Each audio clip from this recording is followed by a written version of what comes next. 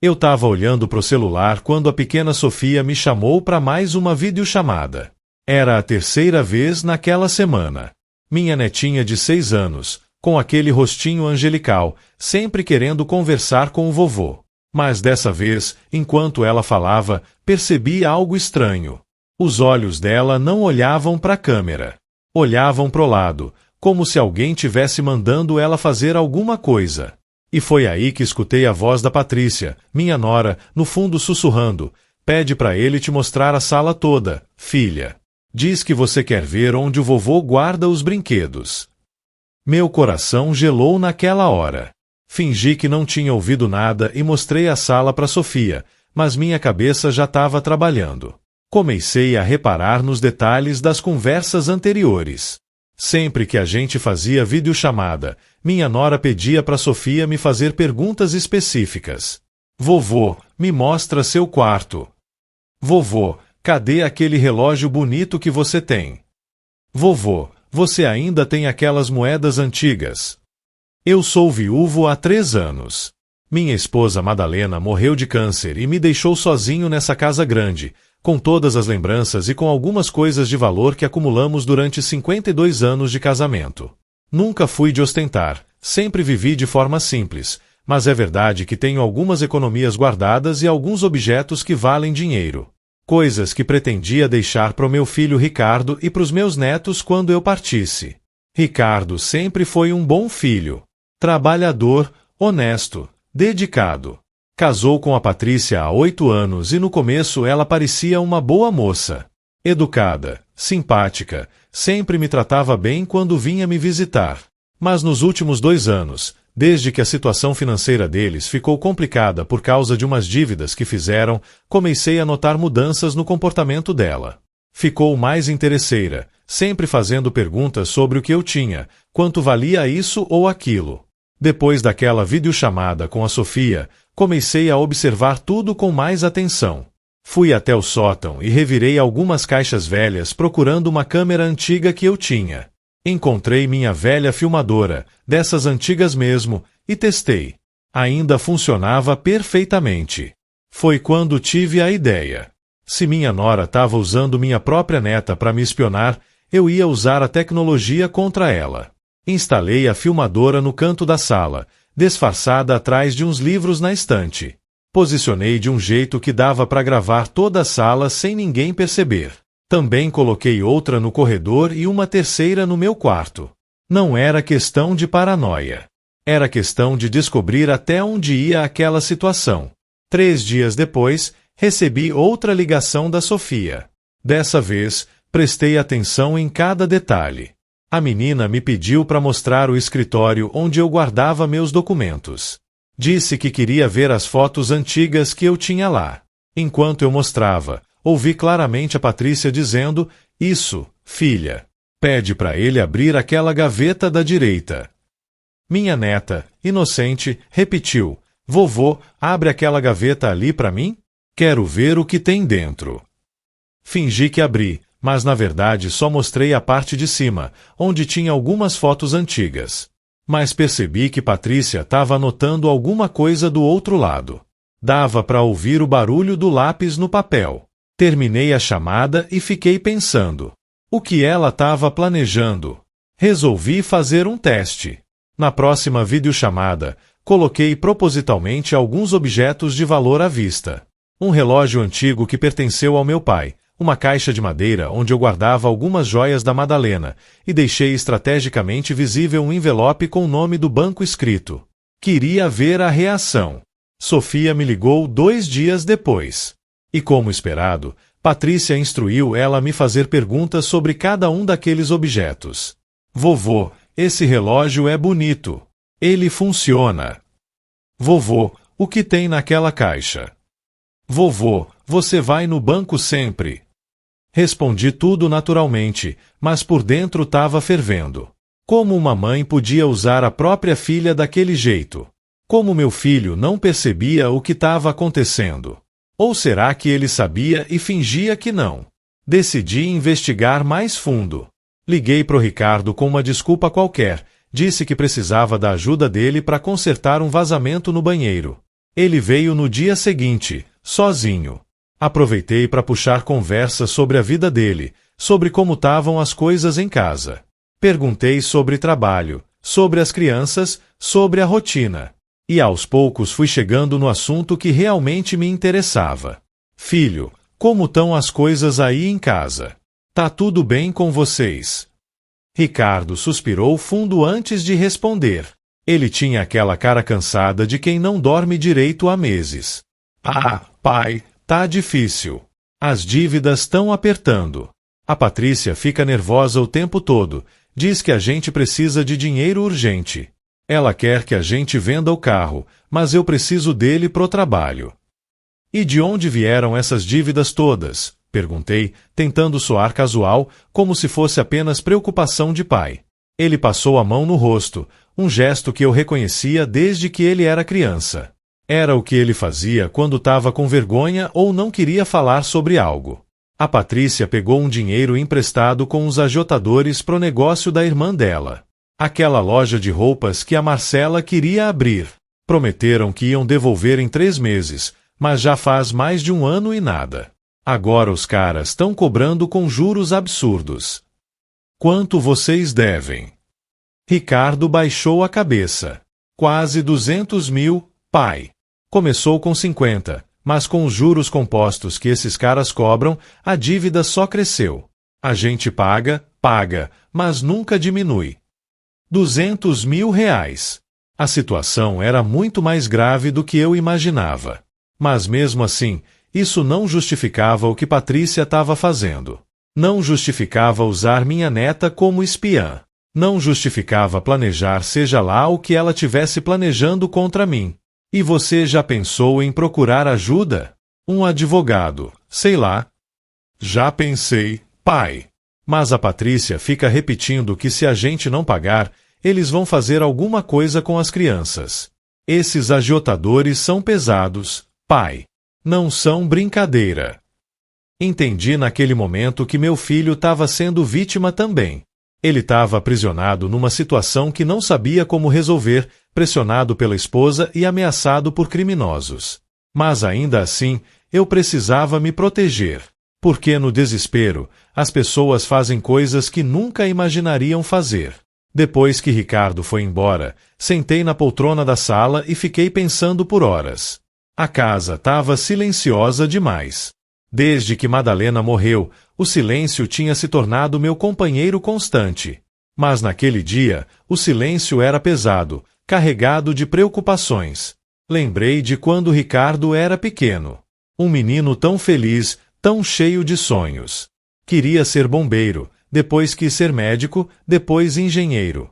Acabou trabalhando com vendas numa empresa de tecnologia. Não era o que ele sonhava, mas era um trabalho honesto que pagava as contas. Ou pelo menos pagava até as dívidas começarem a apertar. E a Patrícia? No começo, ela parecia tão apaixonada pelo meu filho. Lembro do casamento deles, há 8 anos. Foi numa festa simples mas bonita, num salão decorado com flores brancas. Madalena ainda estava viva naquela época, já doente mas ainda conseguindo se movimentar. Ela adorava Patrícia, dizia que finalmente o Ricardo tinha encontrado alguém especial. Será que minha esposa teria percebido essa mudança na Patrícia? Será que ela teria notado antes de mim? Madalena sempre foi mais observadora que eu nessas coisas de comportamento humano.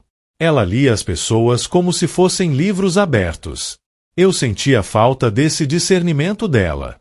Continuei com meu plano de vigilância. Nas semanas seguintes, toda vez que Sofia me ligava, eu documentava tudo. Gravava as conversas no celular usando um aplicativo que um amigo me ensinou a instalar. Anotava num caderno as perguntas que Patrícia mandava fazer, os horários das ligações, os padrões de comportamento. Virei quase um detetive da minha própria família. E descobri algo ainda mais perturbador. Minha nora não estava apenas catalogando o que eu tinha em casa. Ela estava mapeando minha rotina inteira, estudando meus hábitos, conhecendo meus movimentos. Vovô, que horas você costuma dormir? Sofia perguntou numa dessas chamadas, com aquela voz doce de criança, sem saber que estava sendo instrumento de algo muito maior. Ah, vovô dorme cedo, minha filha. Umas 9, 9:30 da noite. E você acorda de madrugada. Às vezes acordo para ir no banheiro, sim. Coisa de velho, sabe como é. Ouvi Patrícia sussurrar algo que não consegui entender completamente, mas captei palavras soltas, horário, sozinho, ninguém vê. Meu estômago embrulhou. Aquilo estava começando a parecer muito mais sério do que eu imaginava. Não era só curiosidade sobre meus bens. Era planejamento. Era algo premeditado. Naquela noite, não consegui dormir. Fiquei deitado na cama, olhando pro teto, pensando em todas as possibilidades. Será que Patrícia estava planejando me roubar?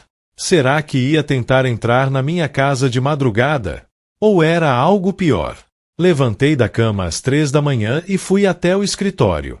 Liguei o computador e comecei a pesquisar sobre invasões domiciliares, sobre golpes contra idosos, sobre tudo que pudesse me dar alguma pista do que enfrentar. Li dezenas de histórias parecidas com a minha. Familiares que se aproveitavam de parentes mais velhos, que roubavam, que aplicavam golpes, que até faziam coisas muito piores. Uma das histórias que li me deixou especialmente perturbado. Era sobre um senhor de 80 anos que foi dopado pela própria nora durante um jantar em família. Enquanto ele dormia por causa do remédio misturado na comida, ela limpou a casa dele, levando joias, dinheiro, documentos, tudo. Quando o homem acordou no dia seguinte, não tinha mais nada. E a nora tinha forjado documentos dizendo que ele tinha dado tudo de presente para ela. Será que era isso que Patrícia estava planejando? Será que ela ia tentar me drogar? A ideia parecia absurda, coisa de filme, mas eu já tinha aprendido que a realidade pode ser muito mais estranha que a ficção. Decidi intensificar minha segurança.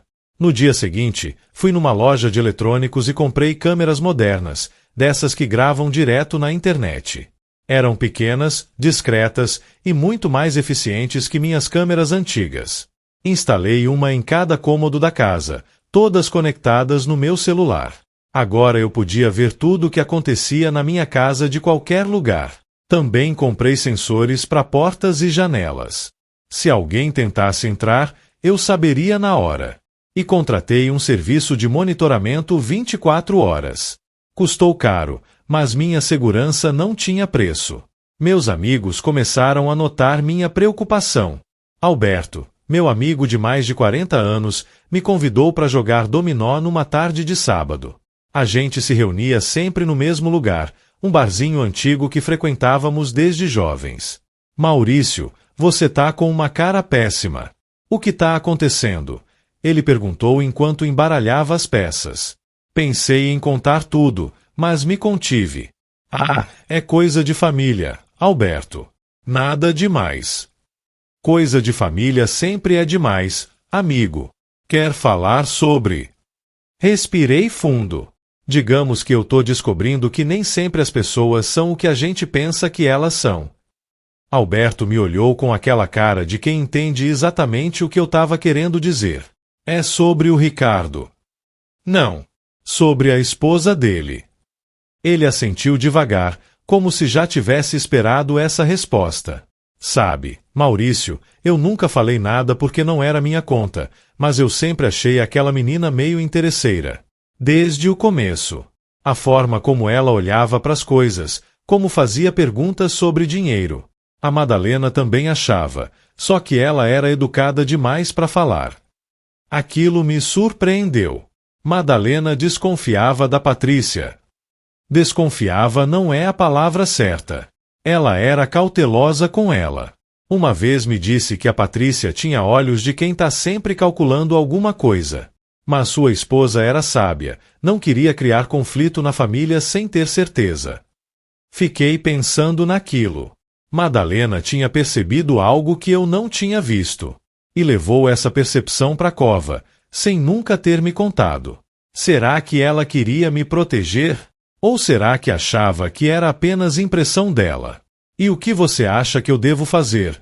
Perguntei pro Alberto. Proteja você primeiro, amigo. Família é importante, mas você também é. Não deixe que usem seu amor pelos seus netos contra você. E documenta tudo. Se a coisa ficar feia, você vai precisar de provas. Eu já estava fazendo exatamente isso. Mas ouvir de um amigo de confiança me deu mais certeza de que eu estava no caminho certo. Uma semana depois, recebi uma ligação do Ricardo. Ele parecia agitado, falando rápido. Pai, a Patrícia está insistindo que a gente precisa ir aí em casa para um almoço em família. Domingo que vem. Ela não me deixa em paz. Fica repetindo que faz tempo que a gente não te visita direito, que as crianças sentem sua falta. Pode ser. Interessante. Muito interessante. Justamente depois de semanas mapeando minha casa pelas videochamadas, agora ela queria vir aqui pessoalmente. Não era coincidência. Claro, filho. Vai ser ótimo ter vocês aqui. Que horas vocês chegam? 12:00 tá bom para você? Perfeito.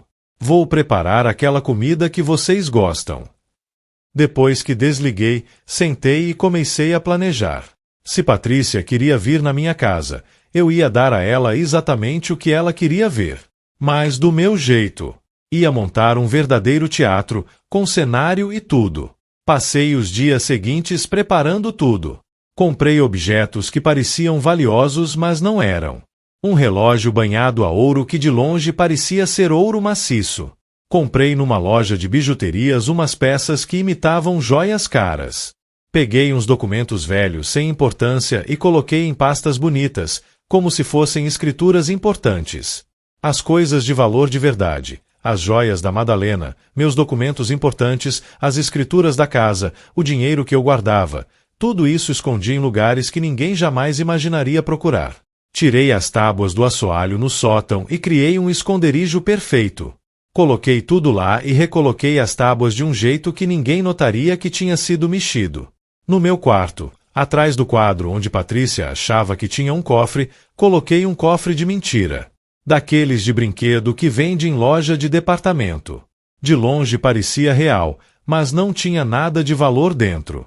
Só uns papéis velhos e moedas sem valor. Também preparei documentos falsos que deixei propositalmente em lugares fáceis de achar. Papéis que pareciam ser extratos bancários, mas eram completamente inventados. Queria ver até onde ia a ousadia dela. No sábado à noite, véspera do almoço, revisei tudo. As câmeras estavam todas funcionando perfeitamente. Os sensores nas portas testados. Meu celular configurado para receber todos os alertas. Tava tudo pronto pro grande dia. Dormi mal naquela noite. Não de medo, mas de ansiedade. Queria ver o que ia acontecer. Queria confirmar minhas suspeitas ou descobrir que estava errado. Uma parte de mim ainda esperava estar enganado, que tudo não passasse de paranoia minha. No domingo, acordei cedo e comecei a preparar o almoço. Fiz aquela galinha assada com batatas que o Ricardo sempre adorou desde pequeno. Preparei uma salada caprichada, fiz arroz, feijão, farofa. Quis que tudo ficasse perfeito, como se fosse apenas mais um almoço em família normal.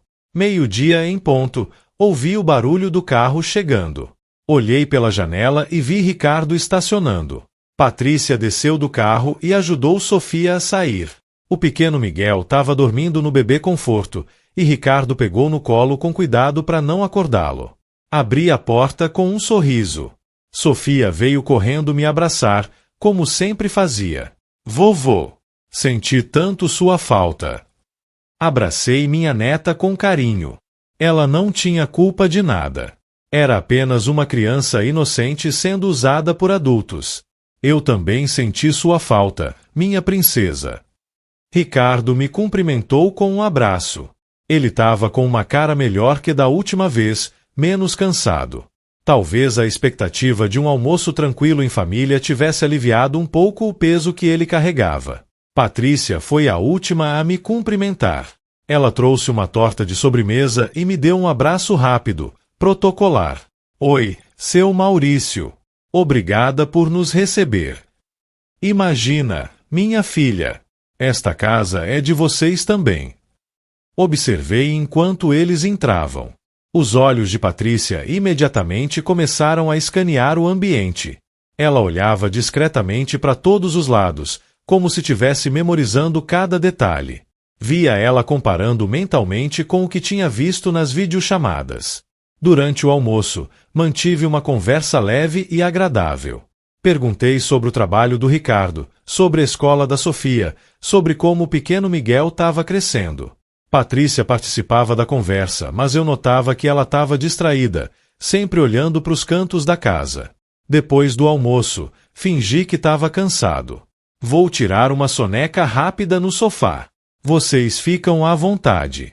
Ricardo, leva as crianças pro quintal para brincarem um pouco. Tem certeza, pai? A gente pode ir embora se você tá cansado. Não. Fiquem. Eu só preciso descansar uns 20 minutinhos. Barriga cheia, sabe como é. Me deitei no sofá da sala, mas não fechei os olhos completamente.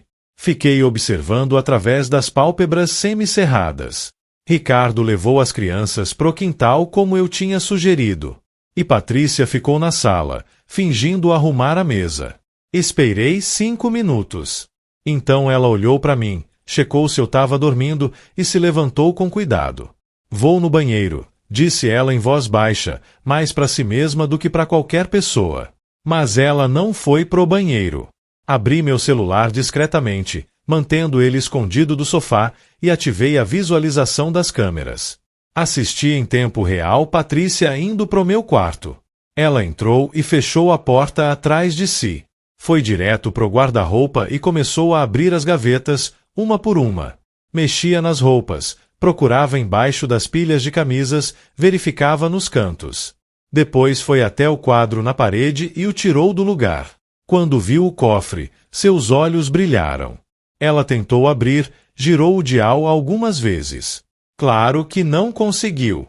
Então tirou o celular do bolso e fotografou o cofre de vários ângulos. Fotografou o modelo, a marca, tudo.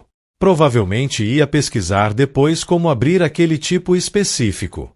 Depois de fotografar o cofre, ela recolocou o quadro no lugar e foi até a penteadeira. Abriu as gavetas e encontrou a caixa de madeira onde eu tinha colocado as bijuterias falsas. Ela abriu a caixa e seus olhos ficaram ainda mais brilhantes. Pegou uma das peças, examinou contra a luz, sorriu. Devia achar que tinha encontrado ouro de verdade. Fotografou tudo. A caixa, as bijuterias, a posição de cada coisa. Depois fechou tudo com cuidado, tentando deixar exatamente como estava antes. Mas ela não sabia que eu tinha memorizado a posição exata de cada objeto. Ia saber que me cheram. Depois do meu quarto, ela foi pro escritório. Abriu as gavetas da escrivaninha e encontrou os documentos falsos que eu tinha plantado. Pegou alguns, fotografou, leu por cima. Quando viu os extratos bancários falsos mostrando valores altos, ela quase não conseguiu esconder a satisfação. 15 minutos. Ela passou 15 minutos fazendo aquela varredura completa da minha casa. Quando voltou para a sala, eu continuava deitado no sofá, fingindo dormir. Ela se sentou numa poltrona e começou a mexer no celular, provavelmente organizando as fotos que tinha tirado. Deixei passar mais uns 5 minutos e então fingi acordar, espreguiçando. Nossa, cochilei mais do que queria. O senhor deve estava cansado mesmo, Patrícia disse com aquele sorriso falso que eu já tinha aprendido a reconhecer. Chamei Ricardo e as crianças de volta. Tomamos café com a torta que Patrícia tinha trazido e conversamos mais um pouco. Mas o clima já tinha mudado para mim. Cada palavra, cada gesto dela agora me parecia calculado, falso. Quando eles foram embora, no fim da tarde, acenei da porta como sempre fazia. Mas assim que o carro sumiu na esquina, voltei para dentro e tranquei todas as portas. Sentei no escritório e revisei todas as gravações das câmeras. Ali estava tudo. Cada movimento de Patrícia. Cada gaveta que ela abriu. Cada foto que ela tirou. Provas irrefutáveis de invasão de privacidade, de violação da minha confiança, de planejamento de algo muito maior. Salvei tudo em 3 pendrives diferentes. Um guardei no meu esconderijo secreto no sótão. Outro deixei com o Alberto, meu amigo de confiança. E o terceiro ia pro meu advogado. Na segunda-feira de manhã, Liguei pro Dr. Henrique. Ele me atendia há mais de 20 anos, desde que precisei resolver umas questões de documentação da casa. Era um homem sério, competente, discreto. Dr. Henrique, preciso marcar uma reunião urgente com o senhor. É sobre um assunto delicado de família. Claro, seu Maurício. Pode ser hoje às 3 da tarde. Perfeito. Cheguei no escritório dele pontualmente às 3. O Dr. Henrique me recebeu naquela sala cheia de livros de direito e processos empilhados. Ele tinha uns 60 anos, cabelos grisalhos, óculos de armação fina. Passava confiança só de olhar para ele. Então, seu Maurício, o que aconteceu? Contei tudo. Desde a primeira videochamada suspeita até a invasão do domingo. Mostrei todos os vídeos, todas as gravações, todas as provas que tinha coletado. Ele assistiu a tudo em silêncio, fazendo anotações num bloco amarelo. Quando terminei, ele tirou os óculos e me olhou sério. Seu Maurício, o senhor tem aqui material suficiente para fazer um boletim de ocorrência por invasão de privacidade e tentativa de furto. Possivelmente até mais, dependendo do que ela estava planejando fazer com essas informações. Eu sei, doutor, mas não quero destruir meu filho no processo. Entendo sua preocupação, mas precisa entender que essa situação é grave. Sua nora claramente está planejando algo contra o senhor, e usando sua neta para isso. Não podemos simplesmente ignorar. Não quero ignorar. Quero resolver. Mas de um jeito que proteja meus netos e dê uma chance pro meu filho de não se destruir completamente. Dr. Henrique ficou pensativo por alguns minutos. Eu podia ver a mente dele trabalhando, considerando opções, pesando consequências. Tenho uma proposta, ele disse finalmente. Mas vai exigir coragem da sua parte. E vai ser arriscado. Está disposto? Depende do que o senhor está propondo. Vamos confrontá-la diretamente, com as provas, mas de forma controlada. Vamos dar a ela uma chance de explicar, de se redimir, e vamos oferecer uma solução que beneficie todos, mas deixando muito claro que se ela não aceitar, aí sim vamos pelos caminhos legais. Que tipo de solução? Bem, pelo que o senhor me contou, o problema dela é dívida com agiotadores. Dívida essa que está arruinando a vida do seu filho também. Que tal oferecer ajuda financeira, mas nos seus termos? Um empréstimo formal, com contrato registrado, que permita a eles pagarem os agiotadores e saírem dessa armadilha. Em troca, ela para com essa história de espionagem, faz terapia para tratar esses comportamentos compulsivos e vocês tentam reconstruir a relação familiar. Pensei na proposta. Fazia sentido. Eu tinha dinheiro guardado, economias de uma vida inteira. Podia ajudar financeiramente sem me prejudicar. E se isso resolvesse o problema sem destruir completamente a família, talvez valesse a pena. Mas e se ela se recusar? E se ela tentar negar tudo? Aí mostramos as provas e partimos pro legal. Boletim de ocorrência, processo, tudo. Mas tenho a sensação de que quando ela ver os vídeos, vai entender que não tem como negar. E o Ricardo? Ele precisa saber de tudo. Sim, ele é parte essencial dessa equação. Ele tem que saber o que a esposa dele vem fazendo. Não podemos deixá-lo no escuro. Concordei com o plano.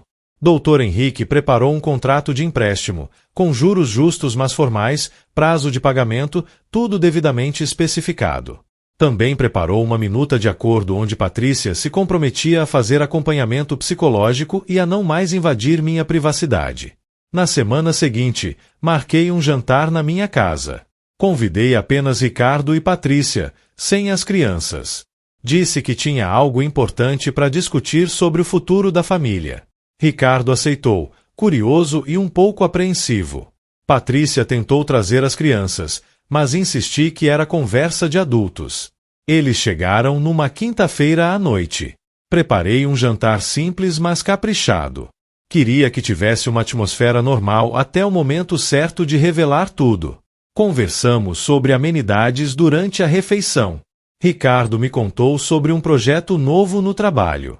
Patrícia falou sobre uma reforma que queriam fazer no apartamento. Depois da sobremesa, levantei e fui até a televisão. Patrícia, Ricardo, tem algo que preciso mostrar para vocês. O que é, pai? Ricardo perguntou, intrigado. É melhor vocês verem. Acendi a TV grande da sala. Peguei o controle e apertei play. Na tela começou a aparecer o primeiro vídeo. Sofia me ligando por videochamada, aquele rostinho inocente perguntando sobre meus brinquedos. E no áudio, perfeitamente audível, a voz de Patrícia sussurrando as instruções. Pede para ele te mostrar a sala toda, filha. Vi a cor desaparecer do rosto da Patrícia. Ela ficou branca como papel. Ricardo olhou para a tela, depois para a esposa, confuso. Patrícia, do que se trata isso? Mas eu não parei. Continuei passando os vídeos, um após o outro. As instruções que ela dava para Sofia durante cada videochamada. As perguntas direcionadas sobre meus horários, minha rotina, meus bens. Ricardo ia ficando cada vez mais tenso, a mandíbula apertada, as mãos cerradas em punho. Então chegou o vídeo do domingo. Patrícia entrando no meu quarto, abrindo minhas gavetas, fotografando o cofre, mexendo nas minhas coisas. 15 minutos completos de invasão documentada em alta definição. Quando terminei, desliguei a TV. O silêncio na sala era ensurdecedor. Patrícia estava tremendo, lágrimas começando a escorrer pelo rosto. Ricardo parecia petrificado, incapaz de processar o que tinha acabado de ver. Patrícia, comecei com voz calma mas firme, você quer explicar o que eu acabei de mostrar? Ela tentou falar, mas só saíram soluços. Ricardo se levantou da cadeira, afastando-se dela como se estivesse contaminada. Como você pôde? Sua voz saiu rouca, cheia de dor. Como você pôde usar nossa filha desse jeito? Como você pôde invadir a casa do meu pai? Eu estava desesperada. Ela finalmente conseguiu dizer entre soluços. Os agiotadores, eles ameaçaram as crianças. Disseram que se a gente não pagasse, iam fazer alguma coisa com a Sofia e o Miguel. Eu não sabia mais o que fazer. E você achou que a solução era me espionar? Perguntei. Era usar minha neta para mapear minha casa? Para saber onde eu guardava minhas coisas? Eu não ia te roubar, ela protestou, embora sua voz não soasse muito convincente. Eu queria saber se você tinha condições de nos emprestar dinheiro. Queria ver se você tinha como nos ajudar. Mentira! Ricardo explodiu. Você estava fotografando o cofre do meu pai. Estava mapeando a rotina dele. Isso não é pedir ajuda, Patrícia. Isso é planejar um assalto. Ela baixou a cabeça, sem conseguir negar. As lágrimas caíam no chão, mas não eram lágrimas de arrependimento genuíno. Eram lágrimas de quem foi pego.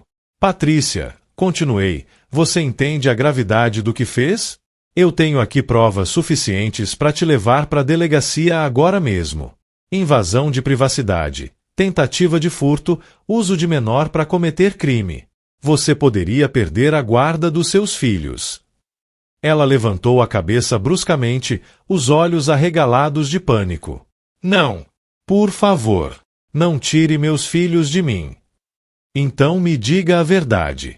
Toda a verdade. O que você estava planejando? Ricardo sentou novamente, mas longe dela. Ele precisava ouvir aquilo tanto quanto eu. Patrícia respirou fundo, limpando as lágrimas com as costas da mão. A dívida. Começou com 50 mil. Minha irmã Marcela queria abrir uma loja. Ela me convenceu a pegar emprestado com aqueles agiotadores porque o banco não aprovava empréstimo para ela. Prometeu que ia devolver em 3 meses quando o negócio começasse a dar lucro. E não deu lucro, completei.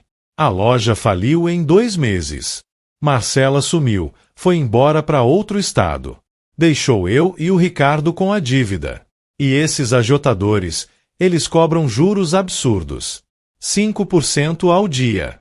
A dívida só crescia, mesmo a gente pagando. Chegou em 200 mil. E eles ameaçaram as crianças? Ricardo perguntou, a voz quebrada. Sim. Mandaram foto da escola da Sofia. Disseram que sabiam o horário que ela saía. Disseram que acidentes acontecem com crianças.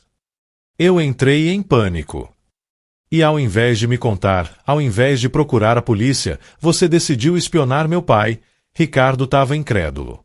Eu pensei que se eu soubesse exatamente o que ele tinha, quanto ele tinha, eu poderia, não sei, convencer vocês de alguma forma. Ou roubar, completei a frase que ela não tinha coragem de dizer. O silêncio voltou. Pesado, sufocante. Olhei para meu filho e vi um homem destruído. Ele tinha descoberto que a mulher que amava, a mãe dos seus filhos, era capaz de coisas que ele nunca imaginaria. Patrícia, disse eu depois de um longo momento, eu vou fazer uma proposta. Mas você vai me ouvir até o fim antes de responder qualquer coisa. Entendeu? Ela assentiu, ainda tremendo. Eu vou emprestar o dinheiro para vocês pagarem esses agiotadores. 200 mil reais. Com um contrato formal, registrado em cartório, com juros justos e prazo de pagamento de 10 anos. Você e o Ricardo vão assinar esse contrato e vão me pagar mensalmente. Vi os olhos dela se encherem de esperança, mas levantei a mão para continuar. Em troca, você vai fazer algumas coisas. Primeiro, vai procurar um psicólogo e fazer terapia. Quero relatórios mensais do profissional dizendo que você está comparecendo. Segundo, a Sofia também vai fazer acompanhamento psicológico. Quero ter certeza de que ela não foi prejudicada por ter sido usada dessa forma. Terceiro, você não vai mais colocar os pés nesta casa sem minha permissão expressa. Quarto, se você descumprir qualquer parte desse acordo, essas imagens vão direto para a polícia e eu vou processar você por tudo que for possível. Eu aceito, ela disse imediatamente. Eu aceito tudo. Eu juro que vou mudar. Eu juro. Ainda não terminei. Quinto ponto. Você vai assinar uma confissão por escrito de tudo o que fez. Essa confissão vai ficar guardada com meu advogado. Se você tentar me prejudicar de qualquer forma no futuro, essa confissão vai para a polícia junto com os vídeos. Ela hesitou por um momento, mas depois assentiu. Tudo bem. Eu assino. Olhei pro Ricardo. Filho, você tem algo a dizer sobre isso? Ele passou a mão pelo rosto, exausto. Pai, eu não sei o que dizer.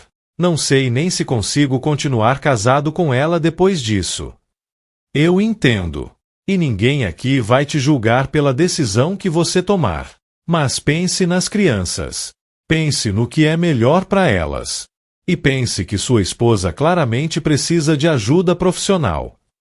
Ricardo, por favor. Patrícia se virou para ele, desesperada. Eu errei. Eu errei muito.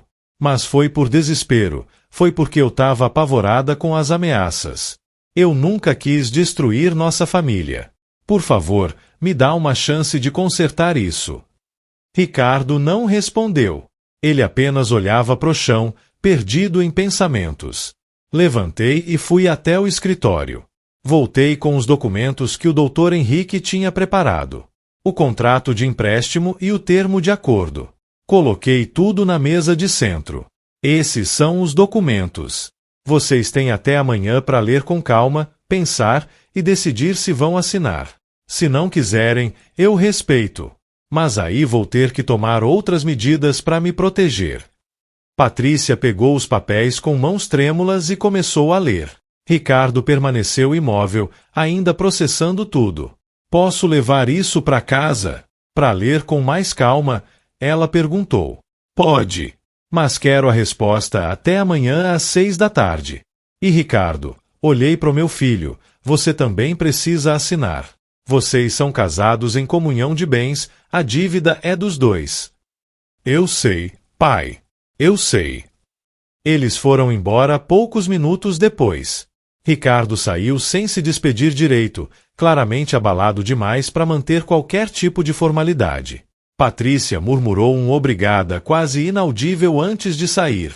Fiquei sozinho na sala, sentindo o peso de tudo o que tinha acontecido. Tinha feito a coisa certa? Tinha sido justo? Ou tinha sido fraco demais, permitindo que ela saísse impune de algo tão grave? Liguei pro Alberto. Ele atendeu no segundo toque. E então? Como foi? Contei tudo. Ele me ouviu em silêncio até o fim. Sabe, Maurício, acho que você fez certo. Você protegeu a si mesmo, mas deu uma chance de redenção. Isso é mais do que a maioria faria. Agora só resta ver se ela vai aproveitar essa chance ou vai desperdiçar. Tenho medo de ter sido ingênuo. Não foi ingênuo. Foi humano. Você colocou condições, proteções, garantias. E deixou claro que se ela trair sua confiança de novo, as consequências vão ser severas. Isso não é ingenuidade. É sabedoria. As palavras do Alberto me confortaram um pouco.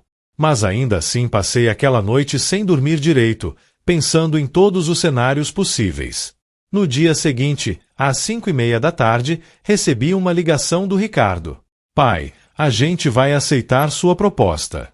Vamos aí assinar os documentos. Meu coração bateu mais forte. E você, filho? Como você tá? Sinceramente, destruído. Mas conversei muito com a Patrícia hoje. E com um amigo que é advogado também. Ele disse que o que você está oferecendo é muito generoso, considerando a gravidade da situação. E que se a gente não aceitar, as consequências podem ser muito piores. Então a gente vai aceitar. E a Patrícia vai fazer tudo o que você pediu. E quanto a vocês dois? Seu casamento? Houve uma pausa longa. Não sei ainda, pai. Preciso de tempo para processar tudo isso. Mas por hora, vamos tentar. Pelas crianças, vamos tentar. Eles chegaram às 6 em ponto. Patrícia estava com olheiras profundas. Provavelmente também não tinha dormido. Ricardo mantinha uma distância física dela, um sinal claro de que as coisas não estavam bem entre eles. Dr. Henrique já estava na minha casa, esperando com todos os documentos organizados. Ele explicou cada cláusula do contrato, cada obrigação, cada consequência de descumprimento.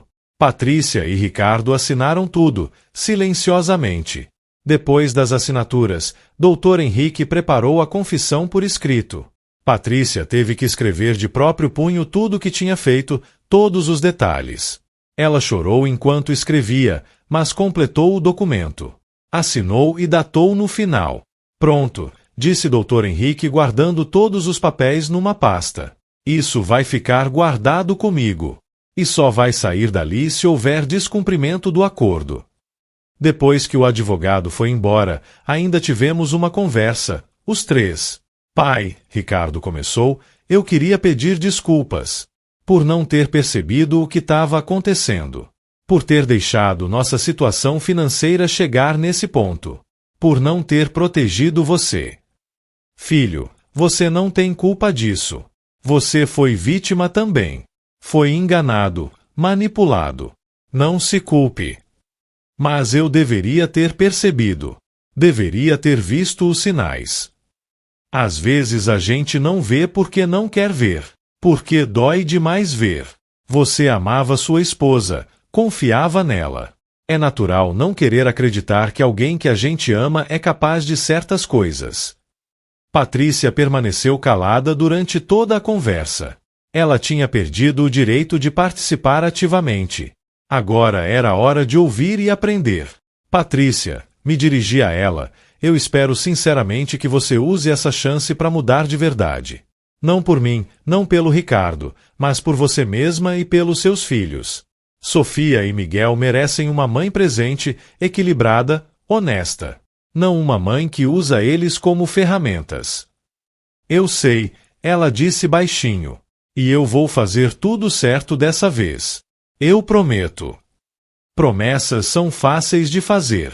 Difícil é cumprir. Vou tá observando. Nos dias seguintes, cuidei de transferir o dinheiro para a conta do Ricardo. R$ 200 mil. Uma fortuna. Mas era dinheiro que eu podia dispor sem comprometer minha segurança financeira. E era um investimento na paz da minha família. Ricardo usou o dinheiro imediatamente para pagar os agiotadores. Ele fez questão de ir pessoalmente, acompanhado de um advogado, para garantir que a dívida seria quitada completamente e que não haveria mais cobranças. Os agiotadores não gostaram de perder a galinha dos ovos de ouro, mas aceitaram o pagamento e deram um recibo de quitação. Patrícia começou a terapia na semana seguinte. Escolheu uma psicóloga especializada em transtornos de ansiedade e comportamentos compulsivos. E como combinado, a profissional me enviava relatórios mensais confirmando que ela estava comparecendo e se engajando no tratamento. Sofia também começou o acompanhamento com uma psicóloga infantil. Depois de algumas sessões, a profissional me ligou. Senhor Maurício, queria te tranquilizar. A Sofia não apresenta sinais de trauma significativo. Ela percebia que a mãe a instruía durante as videochamadas, mas interpretava como brincadeira. Não tinha noção do que realmente estava acontecendo. Mas vou continuar o acompanhamento por mais alguns meses para garantir que está tudo bem. Aquilo me aliviou enormemente. Minha maior preocupação era que minha netinha tivesse sido prejudicada psicologicamente. Os meses seguintes foram de reconstrução lenta. Ricardo mantinha contato comigo, vinha me visitar sozinho ou com as crianças, mas Patrícia respeitava o acordo e não vinha mais. Ela mandava mensagens educadas, agradecendo pela ajuda, informando sobre a evolução da terapia, mas mantinha distância. O casamento deles passou por uma crise séria. Ricardo me contou que eles fizeram terapia de casal por 3 meses antes de conseguir começar a reconstruir a confiança. Foi doloroso, foi difícil, mas aos poucos as feridas foram cicatrizando. Quanto a mim, mantive todas as medidas de segurança. As câmeras continuaram instaladas, os sensores nas portas permaneceram ativos. Não era desconfiança, era prudência. Tinha aprendido que é melhor prevenir do que remediar. Meus amigos me perguntavam se eu não me arrependia de ter ajudado financeiramente. E minha resposta era sempre a mesma: não. Porque tinha feito do jeito certo. Com contrato, com garantias, com condições claras. Não tinha sido caridade cega. Tinha sido um investimento consciente na possibilidade de mudança. Alberto me visitava toda semana. A gente jogava dominó, conversava sobre a vida, sobre como as coisas mudam com o tempo. Ele tinha razão quando disse que eu tinha feito a coisa certa. Ver meu filho aos poucos se recuperando, ver meus netos crescendo num ambiente mais saudável, tudo aquilo confirmava minha decisão. 6 meses depois de tudo, Ricardo me convidou para um jantar na casa deles. Foi a primeira vez que eu ia lá desde a descoberta. Aceitei, mas confesso que fui com o coração apertado. Quando cheguei, Patrícia me recebeu na porta. Ela estava diferente. O olhar era mais calmo, menos calculista.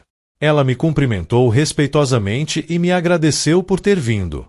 Seu Maurício, eu sei que o senhor não confia mais em mim. E eu entendo.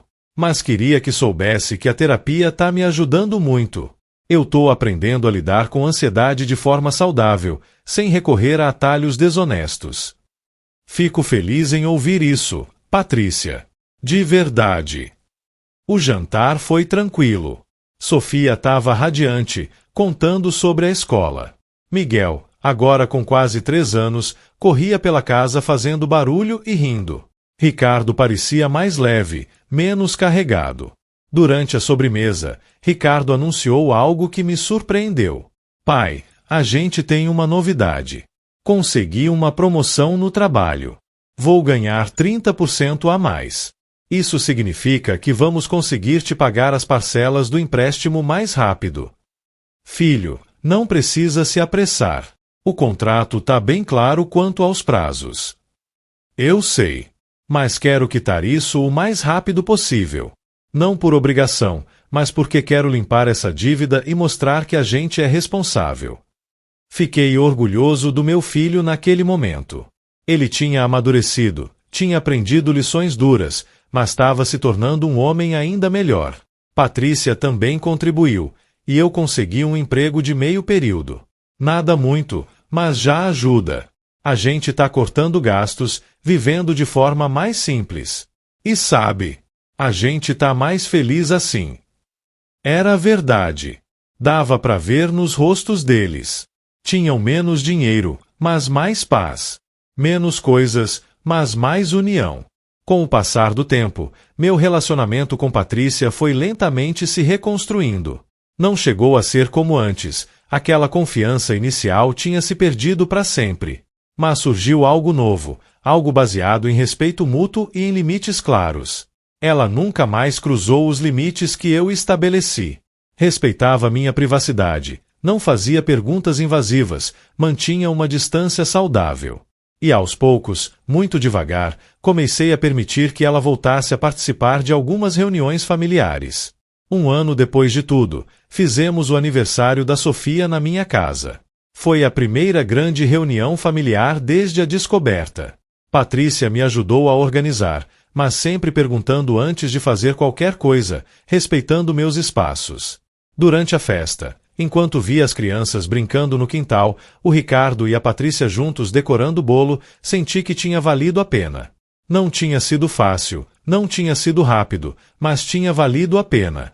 Sofia correu até mim, toda suja de chocolate.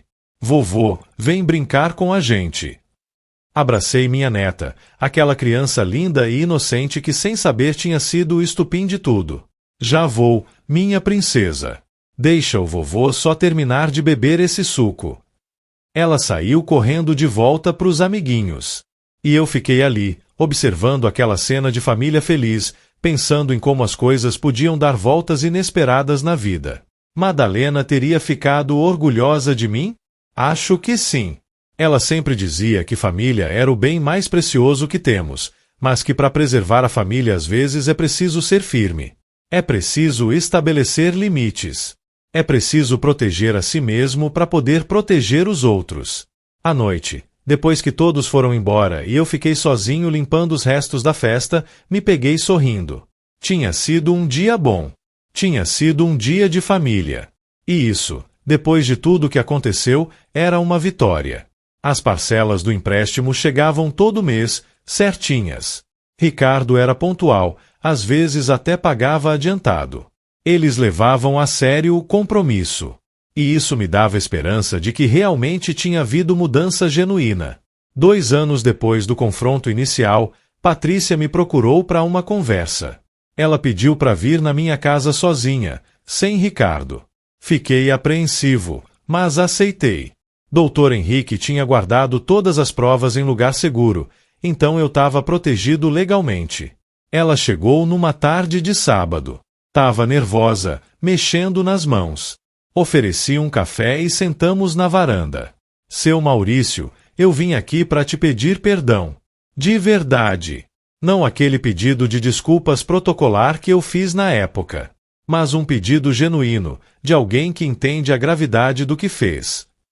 Fiquei em silêncio, esperando ela continuar. A terapia me fez enxergar muita coisa. Me fez ver que eu tinha comportamentos autodestrutivos, que buscava soluções rápidas sem pensar nas consequências. E me fez ver o quanto eu prejudiquei pessoas que só queriam meu bem. Por que você está me dizendo isso agora? Porque minha terapeuta disse que para eu realmente me curar, eu precisava ter essa conversa. Precisava olhar nos seus olhos e reconhecer a dor que causei. E pedir perdão não esperando nada em troca, mas simplesmente porque é o certo a fazer.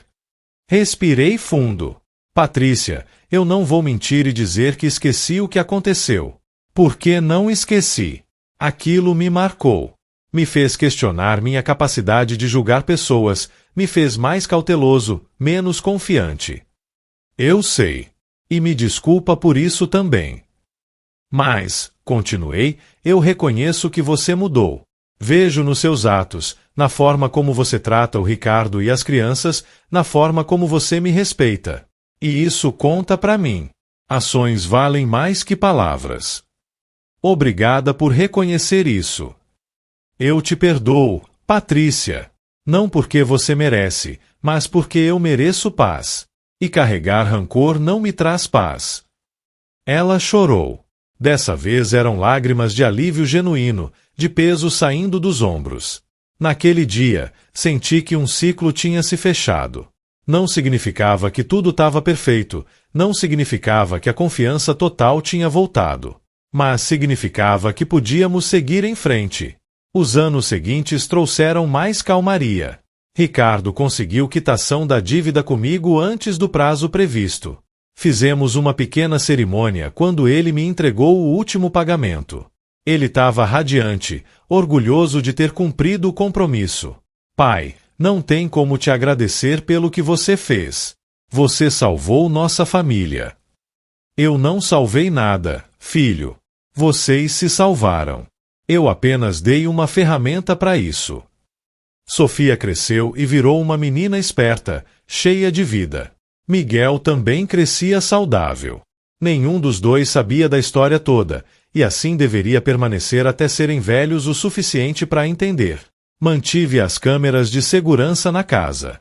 Algumas pessoas achavam exagero, mas para mim era tranquilidade. Era saber que eu estava protegido. E depois de tudo que passei, merecia essa tranquilidade. Meus amigos da minha idade sempre me procuravam para pedir conselhos quando tinham problemas com família. A história do que aconteceu comigo se espalhou, obviamente sem detalhes específicos, mas o suficiente para que as pessoas soubessem que eu tinha enfrentado e resolvido uma situação difícil.